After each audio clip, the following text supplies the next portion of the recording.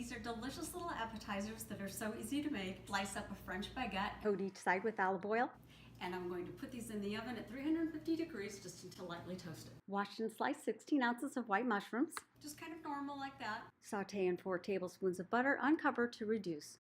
Now I take my crostini out of the oven. I use Alouette garlic and herb cheese, mix, and fill up a piping bag. They are perfectly toasted, thinly sliced. Top with the mushrooms. A slotted spoon works fine. I'm just particular in that I want every bite to be delicious. Pipe the cheese off center on the larger side for 1 big bite, then 1 smaller bite. Top that with a few pimentos, which is a subtle taste, but it really is delicious. And then I'm going to place just a tiny sprig of dill on the top. Always thinking about not just how it looks, but what am I going to want in that 1 bite? What's it going to taste like? The flavors are amazingly balanced. I told you these were super easy, and they are delicious.